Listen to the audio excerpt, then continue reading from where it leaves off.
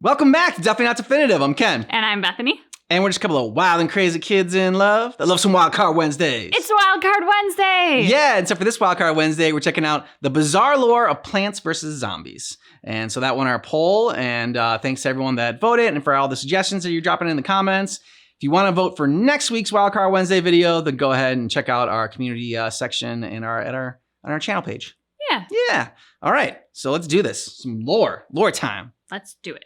The Plants vs. Zombies series has remained iconic and beloved for years. Throughout that time, though, there has been pieces of a puzzle that, when all connected, create a story that is unbelievable as it is absurd. So join me as I go over everything I could find in this world. Hi, everybody. I'm here at the farmer's market. If there's anything I love more than buying things here, it's not doing that. I love me some free samples. Just gotta be careful with some of this stuff. I don't want to get any allergic reaction to tree nuts or anything. So I've actually talked about Plants vs. Zombies before when I rambled about how I could eat all the plants. But the story also has a good amount of stuff going on. Plants vs. Zombies takes place most prominently in this location called Neighborville on a version of Earth. Neighborville for sure is on the west coast of North America and at minimum does have some stuff in Vancouver. The biggest challenge in this story is how unhinged everything is. Characters will act purely on instinct, and needless to say, there's points where I need to take a step back and wonder if my younger self would be proud or disappointed we get to this point. Today's story begins like all stories do.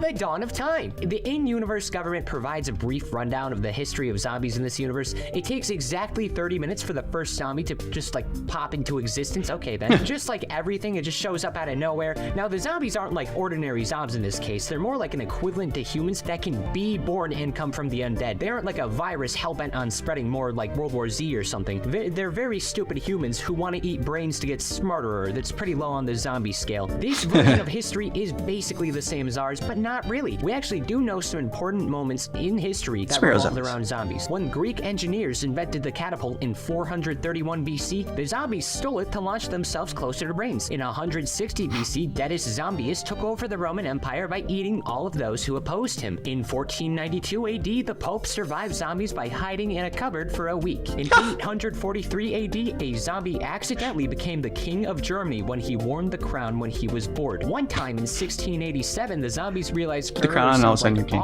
And that's when they became pirates, only to change their minds after a year because they all got seasick. In the most recent centuries, zombies mellowed out a bit, finally chilling out, especially in 1921, when they all decided to work in a whoopee cushion factory. I should note the perfect thing to counter zombies in this story were the Vikings because of their metal helmets. Then one day in 1968, this company called Bloom and Doom Seed Co. was founded by Barbara Johns, who doesn't really matter. This is hardly acknowledged, but this is a company where all the plants get mass-produced based on hints we've been given. But who's responsible for that? This is Christopher David Blazing III, better known as Crazy Dave. He's a funny little freak who's allegedly 36 years old. Just for future reference, I'm gonna assume the time points are the respective release dates of each game. But why is Crazy Dave crazy, you might be asking? Well, we don't know. If I were to guess, it's either because of experiments and his big old brain making him so unhinged, or he got some wacky wild tapeworms from eating food off the ground that's established to be a bad habit of his. One day, somewhere between 30 minutes after the dawn of time and May 4th, 2009, Crazy Dave invented the first ever of these plants, a little pea shooter. He did this for a science fair,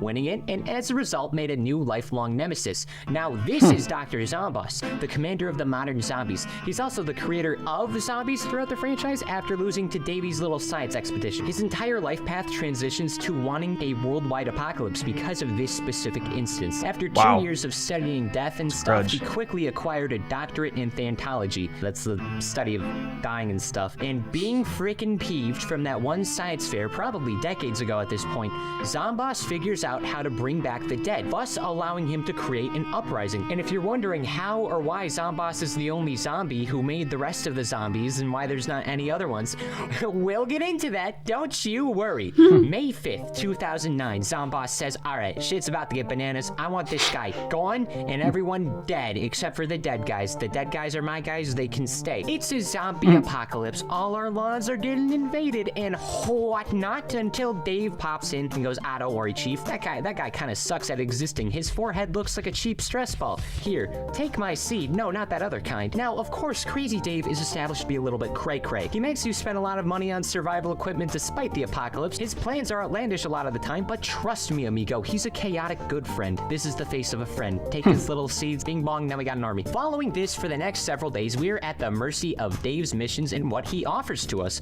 what he sells, what plants we get, and rather than go to any part of the world to be zombies, Zomboss is hellbent on ending exclusively Dave's neighbor and wastes his entire army attempting to do so. At the end, Zomboss is about to attack himself. Dave's gonna tell us the weakness. Oh, never mind, he's being held hostage now. Antics ensue, and Zomboss loses to cabbages. They have a temporary treaty and a dance party ending. I don't know if that's copyrighted. I'm not gonna risk it. We have saved the world, but what if I told you during this entire invasion there was another major event going on? See, not a lot of people know this, but there's actually a collection of graphic novels, each with their own Plants vs. Zombies stories. Based on some hints, the first arc, Lawnmageddon, most likely takes place in the initial Neighborville outbreak, so it's also on May 5th, 2009. All of Neighborville's at the mercy of the invasion. Everyone's sad and scared, especially two kids. There's one named Nate, he likes food and not dying, and then there's Patrice Blazing, the niece of Crazy Dave, thus increasing the size of the Crazy Dave family tree. In case you're wondering, yes, Dave's the cool uncle. I mean, look at him. Now, funnily enough, this is the only time when Crazy Dave actually speaks proper English words that everybody understands, but this is gonna get retconned. Based on the format of the story, namely how he disappears for several extended periods, I'm gonna assume that Dave is going back and forth between his niece and neighbor in both of these events to help both groups out with his weaponized flora. This portion of the story ends with Zomboss being defeated before the first game. Then Dave runs back to the house and gets kidnapped, but long story short, now these kids and Zomboss are super duper enemies forever, and this will never change. Now, at minimum, the next arc, Time Apocalypse, has to play out before PvZ2. Not only does Zomboss create a time machine, but so does Crazy Dave. Most of this tale exists to perfectly counteract Zomboss's plans with Crazy Dave's plan. Plants, Egypt, dinosaurs, prehistoric plants, pirates, specifically this one named Captain Chestbeard, who's kind of important. He can time travel too also. The three most important things of note here is that Crazy Dave is a fantastic disco doer. He's schmoovin', the good guy gang makes a sun modifier, thus Zomboss loses and gets punched in the pancreas, and weirdly enough, in this series, if a character time travels to an era where they are alive, they will age to whatever age they are in that time. For example, Nate and Patrice both become adults when they teleport to the 2020s. By the way, the zombies win in the 2020s. Zomboss takes over in the year 2020. The fact that there's even a chance Zomboss used that one thing 2020 is known for, that's in character. I guess he would use plagues. Following this, it's probably August 15th, 2013. PvZ2 time. Wait, never mind. May 20th, 2013, Facebook PvZ game. It's traditional tower offense, nobody cares. Okay, now it's August 15th, 2013, and PvZ2 time for realsies. There's been several years worth of a time skip, but luckily we know that during all of that time, all Zomboss has been doing is trying to get the players and Dave's brain during all of it. He's doing all this in the middle of the day. Zomboss, all it takes is one act of foul play to burn down their homes. You know, for a guy with a brain larger than Lake Ontario, you sure are a dummy little dumbass. On this day's invasion, one of the zombies drops some hot sauce. Crazy Dave then uses it on his taco, and I'm not joking, this taco is so good that he takes his magical flying time traveling recreational vehicle exclusively meant to time travel to go back a few minutes for that taco. I don't know how that would work. I feel like you would just be like stealing the taco from yourself. And fellas, this taco doomed all of history. By time traveling like this, Crazy Dave has not only fibbed up the space-time continuum, but Zomboss is using his didgeridoo Davy detector and also time travels with the zombies and sprinkles them throughout history. Because time travel is time travel and two separate parties are time traveling, that means Zomboss most likely went to 30 minutes after the dawn of time and left some zombs there. Therefore, everything up to this point and everything after is over a taco. I can't believe this is real. I guess what I'm trying to say is taco, time travel, zombies get made, time travel, sprinkle back, paradox. Oh yeah, I'm guessing this also means Zomboss created his ancestors if he made the initial army, and then they actually became his ancestors when doing the time travel stuff, meaning that he's technically creating himself, I guess. Unlike every other zombie, he actually grows up, and the undead don't typically do that. Before the 21st century, he probably would have been considered a demon child, but luckily for him, modern times are more accepting. In fact, he's still basically just a human, but with bad dental, a weird skin condition, and an obsession with eating brains. So what's that about? Long story short, if I were to guess, one of his parents were freaky, and the other parent was freaky. Ew! time for a time travel battle. Back to the modern day, the traditional PvZ antics play out until Zomboss drops a taco. This time it has a waffle on it. This satisfies Crazy Dave's need to get another taco, and the universe has been saved once again as both threats to the space-time continuum have been neutralized thanks to some epic Mexican cuisine with maple syrup on top. China. Depending on where you ask, Plants vs. Zombies is different, especially in China. They got their own versions of the games, extra content, extra levels, extra plants, some even being crossovers. Apparently it's buggy though. The last time I talked about this series, but a lot of people got mad at me over that. I wouldn't know. I'm not from China, so sorry. This version even got some crossovers, like this one with Subway Surfers. Get out of here! I don't like you. You're not my friend. You're gross. You're weird. You're ugly. You're smelly, and you wear a hat. All right, you're not welcome here. Go away. Evil Dave. This is Dave's evil brother who is here exclusively to make fun of Crazy Dave. I know a little Chinese, but I'm not gonna attempt translating his iconic catchphrases. This is like if a third Mario brother existed, but only for Irish copies of Mario games. Now, I would argue both sides are morally gray at this point. Zomboss is not only petty, but also jealous and ruining all of history over a science fair. Crazy Dave is the smartest idiot around, and everybody knows that's usually not a good thing. They are both entities of instinct, and I think the rest of the comics and games help to illustrate their respective insanities. Take, for example, the college revenge arc. Zomboss went to zombie college, and he was a dick. He was tying spiders to people's shoes, he was feeding folks to moon sharks, and he was ableist. Not a good dude. The climax of this includes him stealing a thesis from another educated zombie. He's awful. Important to note, college grad zombies can talk. For example, when his bullies return to bully, they can speak proper English. In their revenge, they intend to revoke his Scientology doctorate and take over Naperville instead of him, and that is bad, and they all knock it off. Meanwhile, the police have taped off Crazy Dave as he attempts to finish ice cream before it melts. He fails. So he makes flame-resistant ice cream. That is what he's doing. In Grown's sweet home, the plants are sleepy from Crazy Dave's antics, so they move out and try living alone. So the humans teach the plants how to be functioning adults, and Zomboss, remembering his college days, remembers how to plagiarize by planting cameras in their home, and starts teaching zombies how to human as well. I guess Nate and Patrice don't have parents. They live with plants for the next several weeks. Eventually, both parties are able to successfully blend in, but the plants learn a little bit better, so when they meet up with Zomboss, they run away, but Zomboss goes, "No, we're better." So they have a human off and take a break at 5 o'clock. Meanwhile, Crazy Dave is making spaghetti. He fails. Working overtime, the children sneak into the zombie base for the next day. There's a parade battle, but since Dave loves parades, they win. And I'm not kidding, this conflict ends when the kids out a few zombies for eating Zomboss's Pop-Tarts, so he has everybody else jump him. And this is when Dr. Zomboss really kicks it into high gear with the absolute peak of his wrath. From February 25th, 2014 to at least February 23rd, 2016, there will be the legendary saga of Garden Warfare. The time of walking to the plant slowly has ended, my friends. This is war, and only the strongest will survive. Dr. Zomboss recruits some of his top soldiers to lead his armada to victory, while Crazy Dave modifies some of his plants to be even larger and more powerful. In the first game, it's pure Armageddon. Crazy Dave commands his team to regain lost land of Naperville, while Zomboss builds larger mechs and forts. This is a genuine war with attempted assassinations and tactical nukes. Later on, when the plants start losing and Naperville is looking more like Zomtown, as Zomboss manages to build numerous Cephalid bases, the Leaf branch of the military, that's cute, asks one plant to come out of retirement. And so,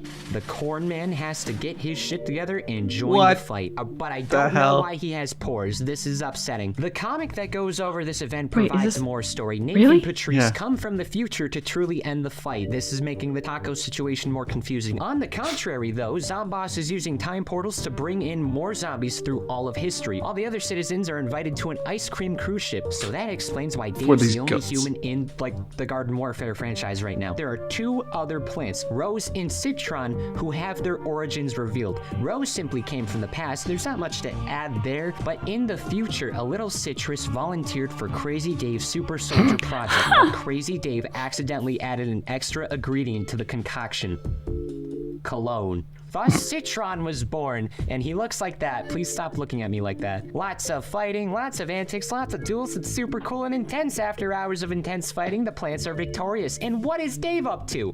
Well, he's using frogs to close the zombie time portals. Okay. Also, gnomes. There's gnomes now. They hate both sides, and they even came from an alternate dimension. You know what that means? PVZ is part of a multiverse. Are you even surprised anymore? Like, genuinely. Every time, it's a multiverse. October 18th, 2016, PVZ heroes, somehow Crazy Dave and Zomboss both agreed on temporarily being giant scary floating arms, and Zomboss uses a machine called the Herotron 5000 to turn a bunch of regular zombies into heroes. This misfires and creates the Green Shadow. I don't feel comfortable around pea shooters, never have, never will. Yeah, this is not helping. With that, the plants get a whole army of heroes, and you get the idea from here. It's just plants go to place, breaking the legs and vital organs of each and every zom they come across. This is actually pretty easy to understand. September 4th, 2019. Battle for Neighborville. War be happening again. In between wars, Crazy Dave has been recognized as a worldwide savior. Despite all the trials and tribulations he's endured, he's saved the world a countless amount of times. He's such an icon, he's a costume in Little Big Planet 3. So, I mean, basically the next George Washington. So now he has a mansion.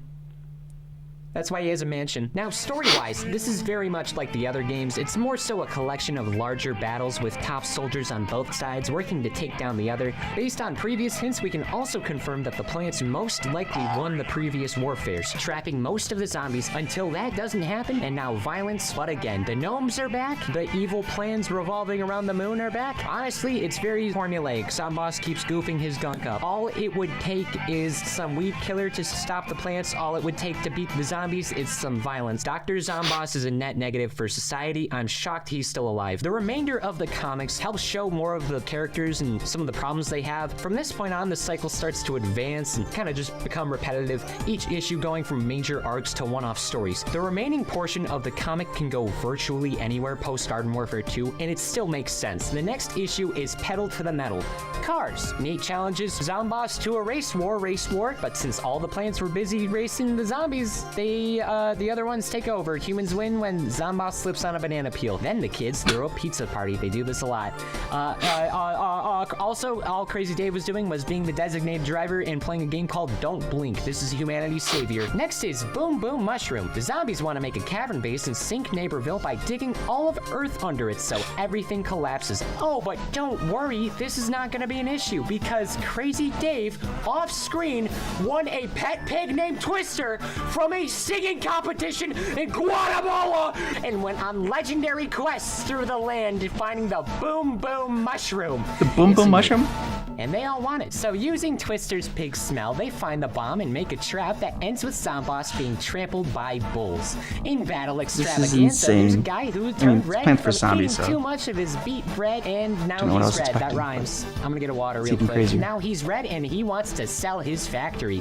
Both parties want it. This is where I remind you, Crazy Dave has proven to be one of the most important people in the world with connections to real-world governments, and Zomboss has proved to be a threat. Realistically, the government owes Dave this factory. We are officially at the point where this is basically a cartoon with Burnout, and they just throw up ideas. Zomboss does some human trafficking for a zombie circus and forces a famine. Worst of all, he joins a book club that he's actually passionate about, and then freaking Davey shows up and ruins it, so now both sides are trying to get more people in their book club. That's the plot of this one. Truthfully, especially later on, these stories become more one-off-ish and don't amount to that much. It's mostly treated like a weekly scheduled event at this point. There's nothing wrong with that, I just wasn't expecting it. Their relationships have all stagnated to a tragic level of repetition where everyone just does enough to enjoy their lives and not think about what exactly they're doing with themselves. This is the game equivalent of Phineas and Ferb. Zomboss and Doofenshmirtz even have the same voice actor. I think this is especially the point where I reflected upon everything that came before, like an insane genius and a petty dead man doomed all of history with their mere existence. In the PVZ world, these two have forced all of time to endure a hellscape of zombies roaming through history.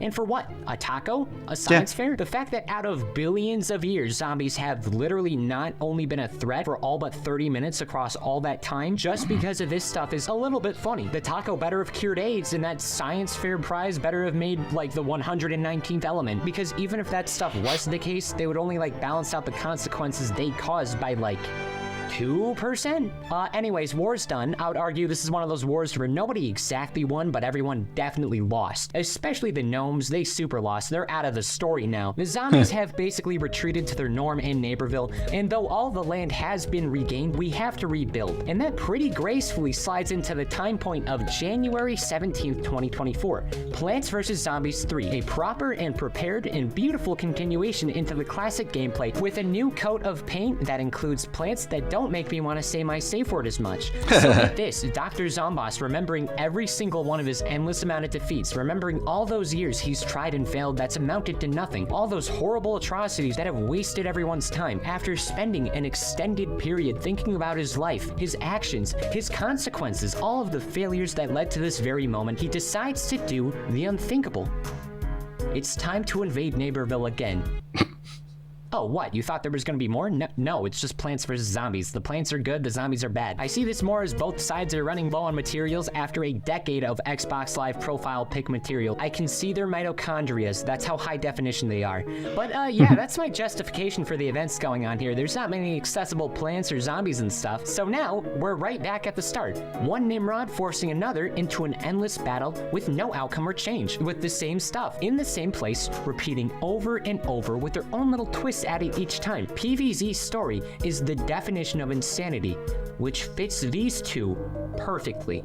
Why does anyone live in Neighborville, by the way? A single gun could be the game changer. I'm shocked the zombies have lasted this long. Crazy Dave has military connections. He's simply choosing to prolong this. I see it on those eyes. They look like mine, actually. As Crazy Dave would always say, gargle, flarb, flarb, and really, that's how I would best describe this tale. Random, but consistent. Just like this franchise, and just like these characters. Well, that's all, folks. I came up with a funny idea today, but here's the deal. If you guys fix this statistic and subscribe and gunk and or share and do all that stuff, I will sing the iconic song Zombie on Your Lawn. This isn't a bit. I really want an excuse to sing poorly.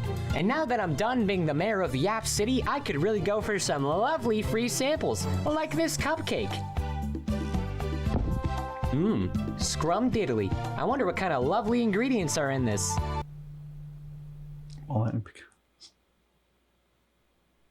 Tree. Huh. You couldn't have any nuts.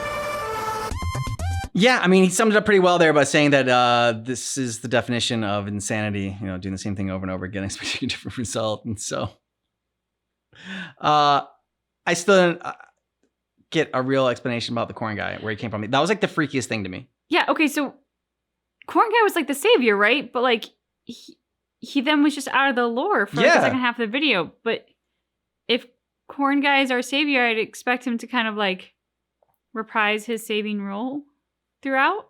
Yeah. And he just disappeared. Like he was there and then he was gone.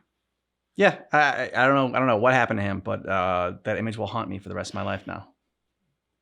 I also didn't totally understand the gnomes. Yeah, they were just they were just there and then they weren't. They come in and they hate die. everybody. So like they're not allied with the plants or the zombies. They just hate everyone. But then they lose like the biggest of all teams, and then they disappear from the game. I mean, the plants are really cute. Yeah. And I respect the backstory that they've given Zomboss. I think I just needed a little more understanding of like big exits and entrances, like from Corn Guy and the gnomes, because I didn't understand why they were in the story, and then they were gone from the story, and then I didn't understand why they had left the story. Yeah. I think that's valid to want to know more about that. Okay. Has there ever been a meal that you would want to go back in time for? Or like just like a single item from a meal? I can't think of any meal that would be that good. I mean, I've definitely had Especially like not a taco. I love tacos. Don't get me wrong. I've had amazing meals, but like if I had a time travel machine, the first thought would not be to go back for food. Like there are so many things and time periods and like places you could explore and people you could potentially meet that like I just don't think food would be the first thing on my mind. Yeah, I agree. But Crazy Dave, man. Dedicated to the taco. Yep. And messes up the world for the taco. But then there was also ice cream, and he struggled with ice cream too. Like that trying to eat ice cream before it melts. Like, yeah, that's pretty much the goal. And then he fails at it. And Yeah. He can't make spaghetti either, which is like the one thing I can cook. It's not true. When we first started dating, it was the one thing you could cook. He cooks a lot more now. That's true. I do. Yeah, bizarre, insane lore for Plants vs. Zombies. And like I said, I don't know what I was expecting because it's like Plants vs. Zombies is already like kind of a wild concept for a game. I can't believe they had comics for it. And yeah, like a lot of comics for it as well. Yeah, I mean, great props to the creator, Chupo,